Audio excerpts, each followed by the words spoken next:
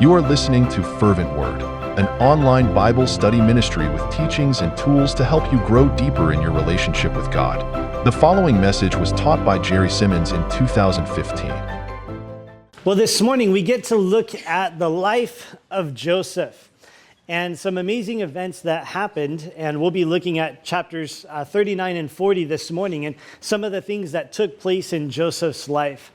But as I was preparing for the message this morning and looking at the life of Joseph, it reminded me of something that took place in 2 Kings chapter 6. And you don't have to turn there, but you might remember the account. It was when the prophet Elisha was ministering to the nation of Israel, and he walks outside one day and sits down on his porch. He's just enjoying the morning, and it's a beautiful day, and he's sitting there, he's sipping his coffee and just enjoying the day. Well, his servant comes out a little bit after him. In 2 Kings chapter 6, verse 15, it tells us that the servant comes out and he begins to really freak out. He is really stressed. He is incredibly afraid because as he walks out, he sees Elisha there sipping his coffee, enjoying the morning. But then he looks up and all around them the Assyrian army has camped around their city and is out to get Elisha. And so the servant says, "Alas, my master, what shall we do?" And he looks over at Elisha, and Elisha just takes another sip. Just calm, just kicking back, just enjoying the morning, enjoying his coffee. Meanwhile, the servant is freaking out. Why is one freaking out? Why is Elisha so calm? Well, Elisha responds, and he says, "Do not fear, for those who are with us are more than those who are with them." The servant sees the army, he's freaked out, but Elisha says, "There's more with us than that are with them." And then he prays in the next verse, and he asks God to open the servant's eyes. And when the servant's eyes are open, he sees that the mountainside is full of horses and chariots of fire all around Elisha. And so the servant was freaking out because he didn't see what Elisha saw. Elisha looked, he saw the army, but he also saw that the Lord was with him. And so he was relaxed, he was comfortable, he was enjoying his coffee that morning because God was with him. And that's why it reminded me of this story, because what we see in Genesis chapter 39 is that the Lord was with Joseph. And so I titled the message this morning, "The Lord is with you." As we look at Joseph and consider that the Lord was with him, of course, it's not just that Joseph that God was with, but that God is with you as well. Repeatedly here in Genesis chapter 39, we'll see it stated that the Lord is with Joseph. And that's really interesting because of the circumstances that Joseph was in. Joseph wasn't in good circumstances. He'd had a difficult time thus far. His brothers hated him and were jealous, and so they sold him into slavery. He was taken by the Ishmaelites as a slave to Egypt, where he was sold as a slave to Potiphar. Later on, he's going to be falsely accused and put in prison. And all the while, it tells us that the Lord is with Joseph. Pastor Chuck said one time that if anyone had a right to challenge the goodness of God, it was Joseph. Because he endured all these things, but he didn't deserve these things in the sense that he had not provoked his brothers. He wasn't out to get his brothers, and so they were paying him back, but they hated him. They were jealous of their father's love for Joseph. He is put in prison, but it's a false accusation. He's not put in prison for something that he had done wrong. And so these things that are happening to him that don't really live up to his lifestyle and the things that he's done, and yet it tells us that the Lord is with Joseph. And it teaches us an important lesson. If you try to use your current circumstances to determine if God is with you or not, well, you will often come to the conclusion that God is not with you. It's one thing for us to read through the account of Joseph here in the book of Genesis, but it's another thing to live it out. because we can read through these couple of chapters and then keep on reading, and we know the story, we know it works out, we know how God uses all of these things to accomplish something great. But when Joseph is going through this, he doesn't get the privilege of reading the next couple of chapters to find out how it ends. And so Joseph could easily come to the conclusion in the midst of this that God is not with him. Just like you and I, in the midst of difficult circumstances or hardships or heartache or whatever we might be going through, it's very easy for us to look at our present circumstances and conclude, maybe God's not with me. Maybe God is not good. Maybe God does not love me. And we can come to those conclusions if we're just basing it on our current circumstances. But something we learn from the life of Joseph is to not do that, because we see later on, all is revealed, and what God does is amazing. So God is with you, just as he was with Joseph. And knowing that he is with you and that he is working out his plans behind the scenes, well, this should modify or impact the way that we behave. I'd like to give you an example of that from Hebrews chapter 13, verses 5 and 6. The author of Hebrews says, "Let your conduct be without covetousness. Be content with such things as you have." And then notice, "For he himself has said, I will never leave you nor forsake you." The author of Hebrews says, here's how you ought to behave, because the Lord has promised that he will not leave you nor forsake you. Knowing that the Lord is with you should influence the way that you behave, so that you are living without covetousness, that you're content. And then in verse 6, he says that we could boldly say, "The Lord is my helper. I will not fear. What can man do to me?" Because the Lord is with you, this is how you should live. This is how you ought to be. So knowing that the Lord is with us impacts or changes the way that we behave.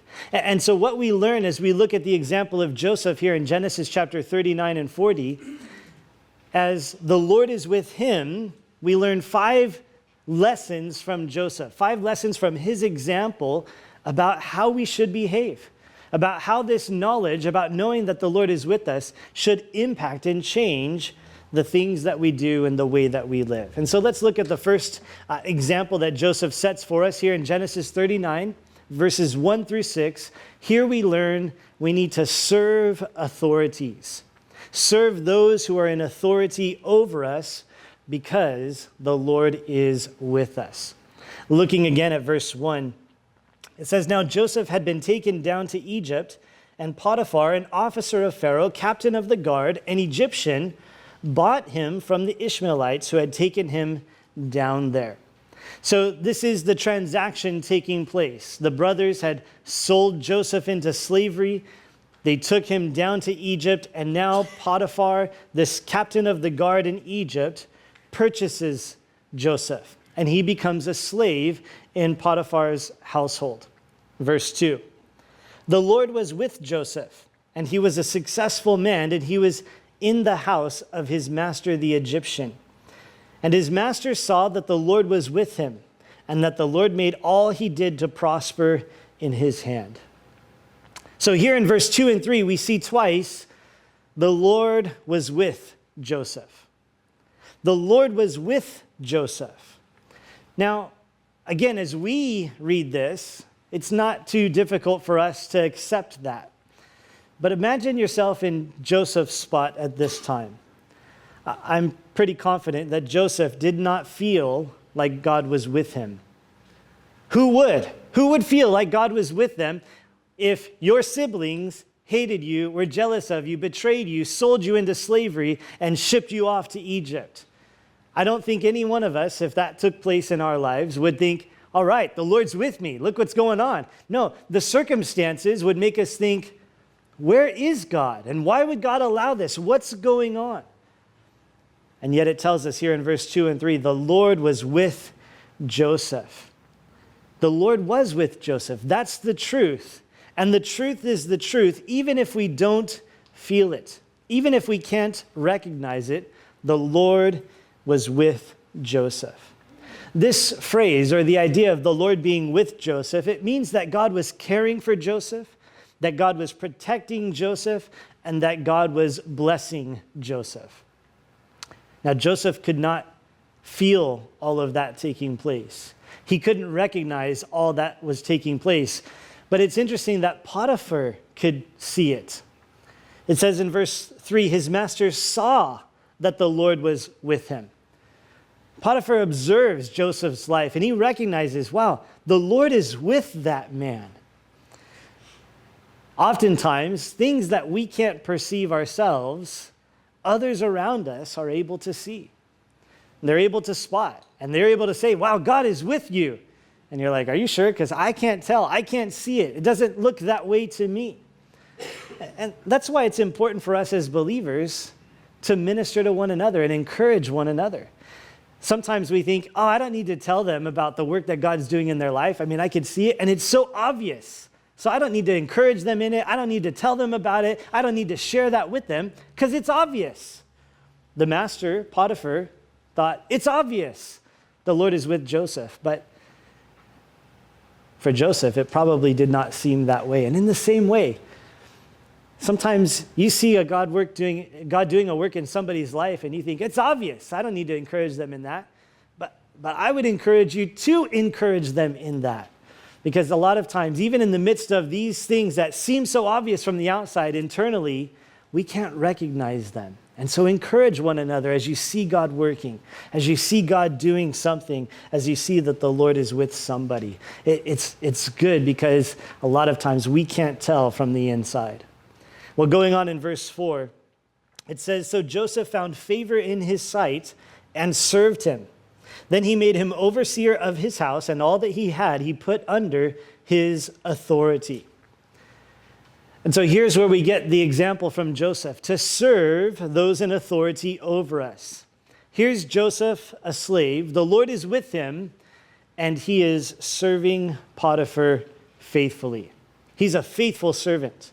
And he proved as he served Potiphar that he could be trusted. And so Potiphar gives him more responsibility. He gives him a higher position in his home. And so he ends up putting all that he has under Joseph's authority. Now, this did not happen overnight. This happened through the process of time as Joseph continued to serve his authority, to serve his master. And he proved himself over this period of time. And I like what David Guzik pointed out about this. He says, you have to picture Joseph as a hard worker because when he came to Egypt, he had a great disadvantage. He knew nothing of the language, of the culture, the customs, or the ways of doing business. And so Guzik says he had to get up early and stay up late to do his job and learn the Egyptian ways. I hadn't thought about that before, but that is interesting to consider. Remember later on when Joseph's brothers come to Egypt to buy food, they have to use an interpreter because they don't know the language. Joseph had to learn the language. He had to develop himself and work hard and be faithful as a servant there in Potiphar's house. And over the course of time, Potiphar observes this work that God is doing through him and gives him more responsibility. And then after Joseph is promoted, he remains faithful. He doesn't, get sloppy. He doesn't kind of like kick back now that he got the promotion and now he's in charge of everything. But he continues to remain faithful. It goes on in verse 5 and 6 to say, Potiphar gave so much to Joseph that he didn't know about anything that he had. He wasn't checking his bank account balance. He wasn't, paying attention to what was coming in or going out. The only thing he paid attention to is, what do I want to have for dinner tonight? And that's the life, right? I mean, if that's all you had to think about, if that's your only concern, like, what should I have them make me for dinner tonight? That's the life. And so that's what Potiphar has. He's not concerned about anything because he's learned that Joseph is a faithful servant. It's a good example for us to serve those who are in authority over us. Listen, the Lord is with you, just as he was with Joseph. And that should impact your behavior. That should influence what you do and the way that you do it. And just as God was with Joseph, God is with you. Now, that will look different in your life. The details will look different. You might not be hated by your family. You might not be betrayed and sold into slavery by your brothers. You might be blessed in the workplace, or you might not be blessed in the workplace. Those are the details that are specific to Joseph's life, but the principle is the same. The Lord is with you, and just as he was faithful to serve his master, his employer, those who had authority in his life, you and I are to do the same. Serve those authorities in your life. Now, sometimes we might not like those authorities in our life. Sometimes we might not be so excited about them, and maybe they're a cruel master or maybe they're a good master. But either way, we're instructed to serve those authorities. Paul tells us in Romans chapter 13, verse 1, that there is no authority except from God. The only authorities that exist, Paul says, are appointed by God. And so when you serve those authorities, you're serving the Lord. Paul gives us another example in Colossians chapter 3, where he's talking about bondservants and masters and how they're to relate. And we translate that into our culture as bosses and employees, because that was a very similar situation. And so he tells the bondservants, he tells the employees, obey in all things your bosses, your masters, according to the flesh. But then he goes on to say in verse 23, he says, whatever you do, do it heartily as to the Lord and not to men, knowing that from the Lord you will receive the reward of the inheritance, for you serve the Lord Christ. Sometimes when we have difficult situations, those in authority over us that we're not that excited about, we wonder, why should we serve them faithfully? And here's what Paul says: do it heartily as to the Lord. And know this, that you receive reward from the Lord. Your boss ultimately isn't the one who rewards you. It's the Lord. And so serve the Lord, because all authority is from God. He says there at the end of verse 24, you serve the Lord Christ. That's who you're serving. So serve authorities. Serve faithfully, because the Lord is with you and he will reward you according to your faithfulness in serving him and those that he has allowed to be an authority over you. Well, the next example that we see from the life of Joseph is found in verses 7 through 20 here in Genesis 39. And here we see that we need to resist temptation because the Lord is with us. Resist temptation. You know, as you look at this account, you recognize that the enemy, Satan, is not a gentleman, and he does not play fair. And he often uses times of difficulty and discouragement to bring temptation to us. Verse 7. And it came to pass after these things that his master's wife cast longing eyes on Joseph, and she said, lie with me. Potiphar's wife begins to long for Joseph, and she begins to throw herself at Joseph. And she's very upfront about her intentions and what she desires. She says, lie with me. Now, as we read this account, of course, I think for the most part, we're familiar with this story, and we know what happens. And so we know, what's about to take place. But if we were reading this for the first time and didn't know the whole story ahead of time, I think that we would not be too surprised if Joseph had given in to this temptation to be with Potiphar's wife. I mean, there's things that we could think about, right? Joseph was young. He was a young man. This would be a powerful temptation for him. Not only that, but he had it pretty rough.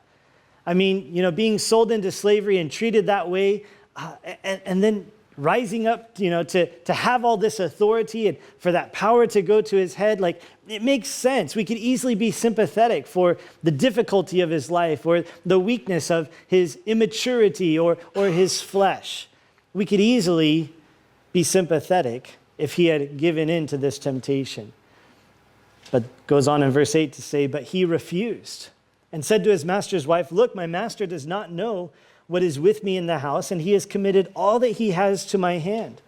There is no one greater in this house than I, nor has he kept back anything from me, but you, because you are his wife. And then notice, how then can I do this great wickedness and sin against God? Joseph refused to give in. He resisted temptation, and he gives two reasons to Potiphar's wife. Number one is faithfulness to his master. I think this is a good example for us. Joseph is honoring not only his master, but he's honoring marriage.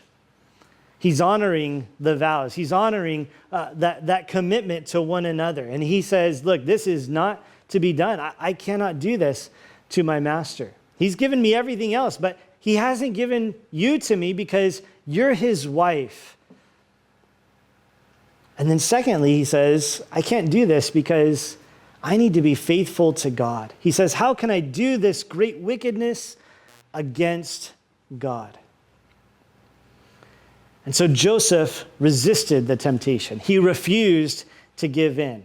He was conscious of the presence of God. The Lord is with him. God will see this. This is a sin against God. How can I do this wickedness against God? And we could read this and say, all right, good job, Joseph. Way to be victorious. Now do it 100 more times. Look at verse 10. So it was, as she spoke to Joseph day by day, that he did not heed her to lie with her or to be with her. This wasn't a one-time, all you got to do is just be victorious this one time, and then you're set for life. That's not the way that temptation works. He had to be victorious that day, and then the next day, and then the next day, and then the next day, and then the next day. It was daily that he had to fight this battle, daily that he had to continue to refuse. And once again, I would suggest we would not be surprised if Joseph had given in, and maybe we could sympathize with him. Well, that would be really difficult to have that daily temptation, that daily presence, that daily opportunity. And we could be sympathetic. We could understand. It wouldn't be that big of a surprise. But Joseph maintained his faithfulness to God. Continued in his heart, how can I do this great wickedness against God? Knowing that the Lord is with you should influence your behavior, should impact your behavior, so that you begin to think in the same way. How can I do this great wickedness against God? Well, as Joseph continues to refuse, finally, Potiphar's wife thinks of a plan to try to trap him. And she gets rid of everybody in the house. And so Joseph comes in, it's just him and her, and she grabs hold of his cloak. And she says, all right, now lie with me. And he leaves his cloak in her hands, and he runs out the door. He takes off. He flees the temptation. Well, she's upset by that. And so she accuses then Joseph of trying to force himself upon her. And she uses the cloak that he left behind and accuses him to his master. It tells us in verse 19, so it was when his master heard the words which his wife spoke to him, saying, your servant did to me after this manner, that his anger was aroused. Then Joseph's master took him and put him into the prison, a place where the king's prisoners were confined, and he was there in the prison. And so Joseph now is falsely accused and imprisoned.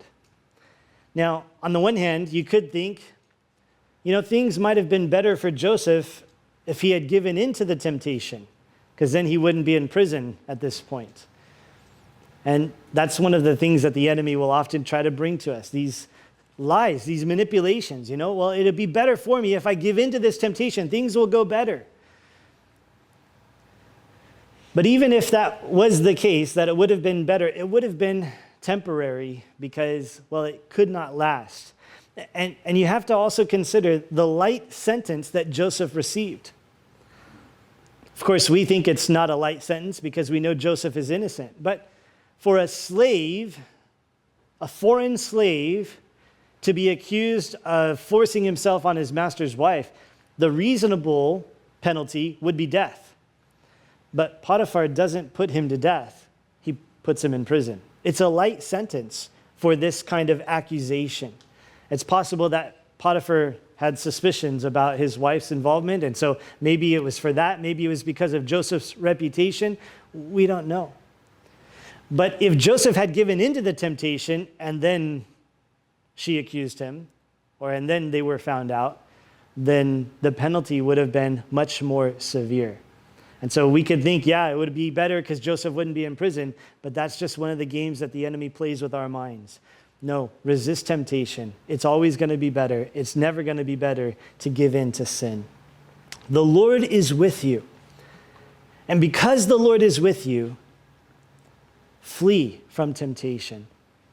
Have this same mentality, this same heart against sin. How can I do this great wickedness against God? Remember, though, that the enemy doesn't play fair, and he's going to try to take advantage of your difficult circumstances. He's going to mess with your mind. Yes, you lost your job. God's probably not with you. You might as well just give in to what you want to do and this opportunity that is there. You got that bad news.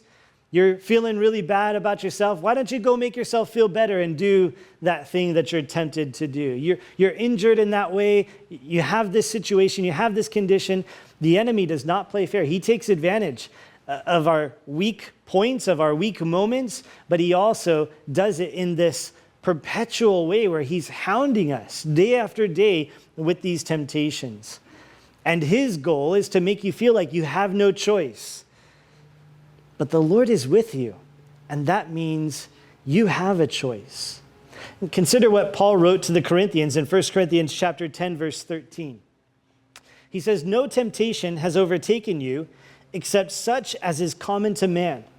But God is faithful, who will not allow you to be tempted beyond what you are able, but with the temptation will also make the way of escape, that you may be able to bear it." Don't fall for the lie from the enemy that you have to give in to temptation. Don't fall from the lie from your own flesh that you have to give in to the temptation. Because Paul tells us God is faithful. He's with you, he's faithful, and he's providing a way out that you may be able to bear it. You don't have to give in. The Lord is with you. Let that reality, let that truth impact the way that you behave and what you do so that you do not pursue avenues of sin. Well, going on now in verse 21 of Genesis chapter 39, we see the third way that Joseph is a good example for us. Knowing that God is with you, here's what we ought to do. We ought to serve others. Not just those in authority over us, but those who are around us, we also are to serve. Verse 21, it says, "But the Lord was with Joseph and showed him mercy, and he gave him favor in the sight of the keeper of the prison." So now Joseph is in prison, but God reminds us, as he enters into this new season of difficulty, he probably thought he was already at the bottom of, what he could experience, but now things get worse, and here God reminds us, even when things get worse, you thought they couldn't get worse, and then they got worse, the Lord was with Joseph. And Joseph probably did not feel like God was with him. Who would? Who would feel like God was with them when they are betrayed, sold into slavery, then falsely accused and put into prison? Who would feel like God was with them? But it's the truth. And the truth is the truth even if we don't feel it. The Lord was with Joseph, and the Lord is with you. In verse 22, it says, "The keeper of the prison committed to Joseph's hand all the prisoners who were in the prison. Whatever they did there, it was his doing. The keeper of the prison did not look into anything that was under Joseph's authority, notice, because the Lord was with him. And whatever he did, the Lord made it prosper." And so we see the same scenario kind of rebuilt now in the prison. Just like it happened in Potiphar's household. Joseph is there in prison. As he is, he's serving people around him. The prison keeper sees it and watches what's unfolding, and so he gives him some responsibility, and God blesses it, and Joseph is faithful with it, and so he gives him more responsibility, and over the process of time, all the prisoners are committed into Joseph's hand. And whatever they do, it's Joseph's doing. He didn't have to look into it. He didn't have to think about it. And notice, because the Lord was with him. Again, Joseph may not feel like the Lord is with him, but the prison guard can tell. He notices. He can see what's going on. And it's obvious to him that the Lord is with him. Then going on into verse 1 of chapter 40, it came to pass after these things that the butler and baker of the king of Egypt offended their lord, the king of Egypt, and Pharaoh was angry with his two officers, the chief butler and the chief baker. So he put them in custody in the house of the captain of the guard in the prison, the place where Joseph was confined. It seems at this time there was some kind of plot to poison Pharaoh. And they are not sure who's at fault or who is involved in the plot. And so they're going to do an investigation and figure out who's at fault in this. And in the meantime, they put their primary suspects in prison, the butler and the baker. And so now they're there with Joseph. And then notice in verse 4, it says, the captain of the guard charged Joseph with them, and he served them. So they were in custody for a while. Joseph now begins to serve his fellow inmates, his fellow prisoners. He's ministering to them. He's meeting their needs, paying attention to them. And this is important because his ministry to them, his serving them, paves the way for him to be able to minister to these guys in the next few verses, and we'll see that in just a moment. But the Lord is with Joseph, and so he is serving the people around him. In the same way, I would encourage you and remind you, the Lord is with you, and it may look different in your life. It doesn't mean that you have to go to prison, and it doesn't mean necessarily that everything you touch is going to turn to gold and be blessed. The details are going to look different, but the reality is the Lord is with you. So serve the people around you. Understand that God is the one who puts people in your life. He's the one who connects you to people and gives you opportunity to minister to people, to influence people. These two guys are not random guys. They're not just, any two guys that just happen to get thrown in prison and Joseph is serving them. He is serving all the people in the prison. But here comes these two specific guys that are part of God's plan. Because through these guys and Joseph serving these guys, well, then God is going to use that to bring Joseph to second in command of all Egypt. And so it's an amazing part of God's work. He designs it. He places these two guys there. And I would suggest to you that in the same way, God is placing people in your life for the very same purpose, for the very same reason, that you would serve them to then have the opportunity to represent him. And that's the next point as we go on in verses 5 through 8 here, and that is to represent God. Because Joseph serves these guys, then he has the opportunity to represent God to these guys. Check out verse 5. It says, then the butler and baker of the king of Egypt, who were confined in the prison, had a dream, both of them, each man's dream in one night, and each man's dream with its own interpretation. And Joseph came into them in the morning and looked at them and saw that they were sad. Verse 7. So he asked Pharaoh's officers who were with him in the custody of his lord's house, saying, why do you look so sad today? Joseph here, as he is serving the people around him, recognizes something's different today. How come you're sad today? He says to these guys. Now, they were probably sad the day before too, because they woke up and they were in chains.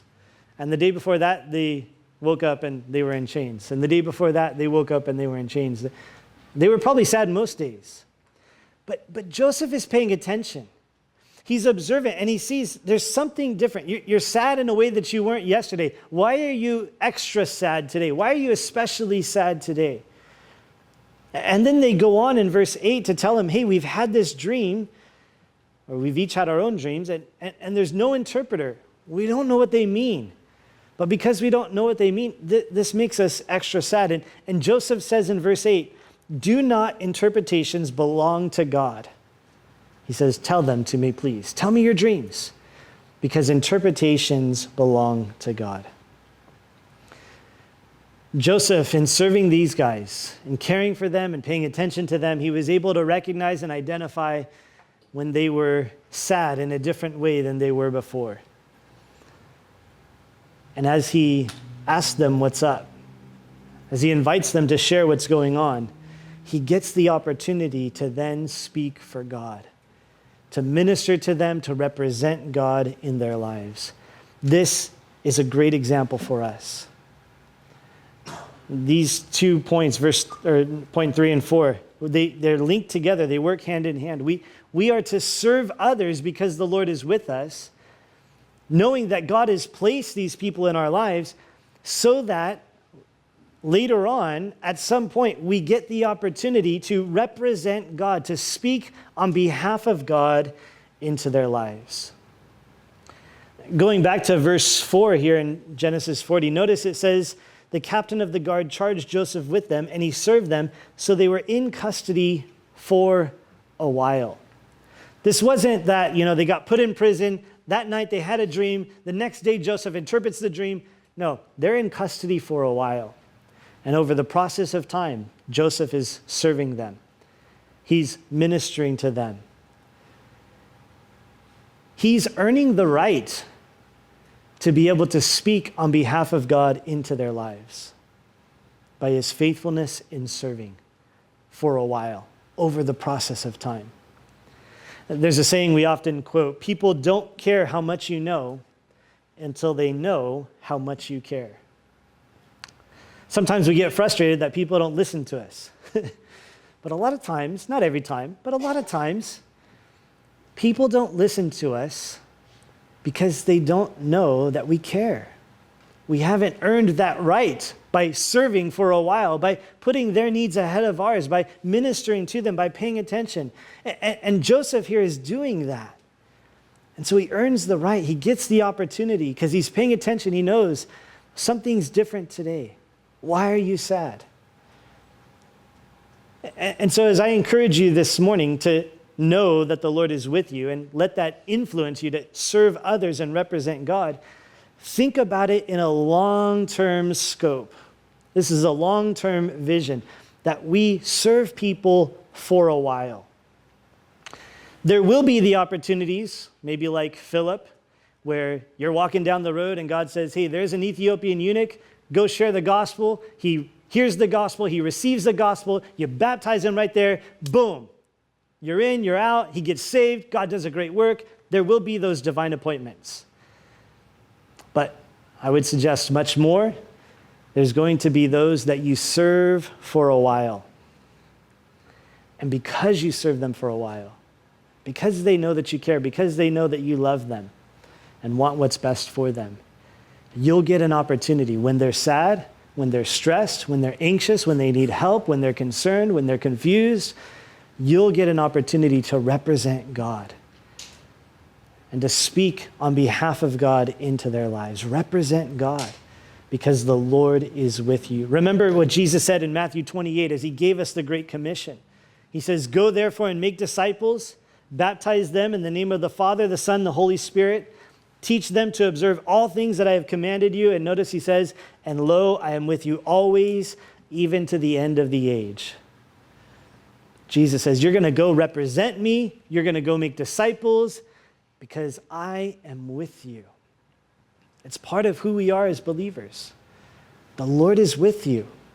So serve others with the understanding, looking for the opportunity to represent God as they have these times of sadness or needs that arise in their hearts. Well, the final example we see in Joseph, found in verse 23 and then in verse 1 of chapter 41, is that we need to persevere. Joseph persevered. It says in verse 23 that the chief butler did not remember Joseph, but forgot him.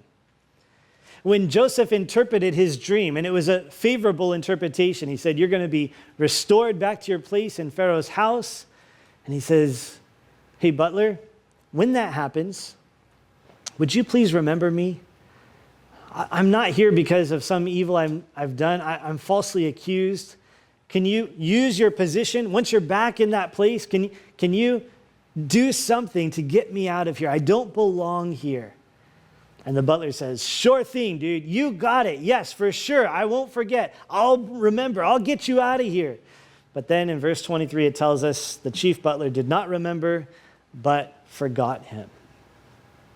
And then as you go on into chapter 41, verse 1, it says, then it came to pass at the end of 2 full years that Pharaoh had a dream, and behold, he stood by the river.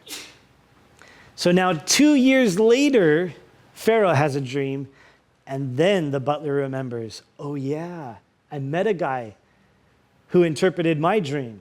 That was 2 years ago. And that's when they bring Joseph out, and Pharaoh appoints him to be second in command of all of Egypt. And God fulfills the plan for Joseph's life as a result. But until that took place, Joseph had to persevere. He had to endure. Let me give you an idea of the scope of what this was like, the amount of time that passed. Joseph was about 17 when he had these dreams about his family bowing down to him. His family wasn't super excited about the dream. It was one of the things that they hated him for, and so sold him into slavery later on. But he had these dreams at about 17 years old. Those dreams are not fulfilled until he's about 37 years old, after the famine begins in Egypt. And so it's 20 years later that these dreams that God gave him are fulfilled. About halfway to that 20 years, 10 years after his dreams, is when Joseph is here with these prisoners in prison, hearing their dreams and telling the interpretations. He's about 28 years old at the time. 10 years have passed. He's been in Egypt for about 10 years as a slave, as a prisoner. We don't know exactly how long, in each one, but let's split it. 5 years as a slave, 5 years as a prisoner. He's there in prison interpreting these dreams, persevering. The Lord's still with him. He hasn't given up, and Joseph is continuing to be faithful to serve. And then it's 2 years after that, he's about 30 years old, when he gets to stand in front of Pharaoh to interpret his dreams and then be given authority over all Egypt. It's 20 years until the promise that God gave him is fulfilled. 10 years of just misery, being a slave and being falsely accused and imprisoned. He had to persevere. In the same way, you and I, the Lord is with us, and we must persevere. Not really much different than Joseph. The details of our circumstances might be different, but the call for us is the same, to persevere. Later on, at the end of Genesis, in Genesis chapter 50, verse 20, Joseph is able to tell his brothers, hey guys, you meant what you did for evil. You sold me into slavery. You meant it for evil. But he says, God meant it for good, in order to bring about this day and to save many people alive. God designed this. God worked this out, and he used it for good, even though you meant it for evil. He had to persevere. He probably couldn't see it at this time in prison. But at the end of his life, looking back, he's able to say, God was at work. God did something amazing through the midst of that. The author of Hebrews, in Hebrews chapter 10, encourages us in a similar way. He says, therefore, do not cast away your confidence, which has great reward. For you have need of endurance, so that after you have done the will of God, you may receive the promise. Joseph modeled this. He didn't cast away his confidence. He had endurance. He did the will of God. He served faithfully, whether he was a slave, whether he was in prison, or whether he was given authority over all Egypt. He was faithful to serve. He was faithful to the will of God. And then he received the promise. His family came from Egypt and bowed down before him because he was in charge of all Egypt. God fulfilled the dreams. God fulfilled the promises. Sure, it was 20 years later, but Joseph persevered. He endured and received the promise. In a similar way, you and I, we've been given great promises of God. Some for this life and some for eternity. In the midst of the situations of life and the difficulties of life, it's easy to look around and think, God's not with me, God's not good, God doesn't love me. It's easy to think that. But the Lord is with you. Persevere. Don't give up. Don't give in. Don't quit. One verse that we quote quite a bit is Romans chapter 8, verse 28. We know all things work together for good to those who love God, to those who are the called according to his purpose. God works all things together for good to those who love him. Persevere. God will use the worst things in your life for good. And you'll be able to say, looking back like Joseph, you might not be able to say it now, but you'll be able to look back like Joseph and say, that was meant for evil. The enemy was trying to destroy me. You guys were hating on me, but God meant it for good. God did something good through the midst of that. You have need of endurance so that after you've done the will of God, serving authorities, serving others, resisting temptation, representing God, after you've done the will of God, you will receive the promise. This promise is for the children of God. This promise is for those who believe in Jesus. It's for you. The Lord is with you. And so I encourage you, let that knowledge, let that truth impact and influence the way that you behave, so that you serve those who are in authority over you. There is no authority except what God has appointed. Serve them. Be faithful. Resist temptation. Oh yeah, there's going to be all kinds of mind games and all kinds of good reasons why you could justify giving in to that temptation. Resist. Run. Flee. Because God's with you and he's providing a way of escape. Serve others, knowing that as you serve them, as you put their needs first, you're going to have an opportunity to represent God for them, to speak on behalf of God into their lives. And because God is with you, persevere. You're going to receive the promise. God's going to be faithful. He's going to work it all out for good because the Lord's with you. So persevere. Don't give up. Don't quit, but carry on. Let's pray. Lord, as we consider these things, I pray that you would help us to know that you are with us. I pray, Lord, that you would allow that truth to sink deep into our hearts. Lord, that we would live accordingly, that we would wake up tomorrow with that understanding and live knowing that you are with us. And the next day and the next day, day after day, just as temptation comes day after day, Lord, I pray that you would help us to know that you're with us day after day.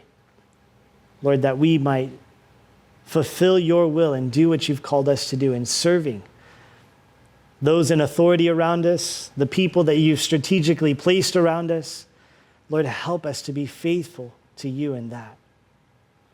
Faithful to you in resisting temptation, and faithful to you in representing you with the people that you've placed around us. And God, I pray that you would give us endurance, give us perseverance, encourage us, remind us of who you are, remind us of your plans, your promises. Lord, that we would persevere and not give up, but that we would be faithful to you because you are faithful to us. It's in your name we pray. Amen. We pray you have been blessed by this Bible teaching. The power of God to change a life is found in the daily reading of his word. Visit ferventword.com to find more teachings and Bible study resources.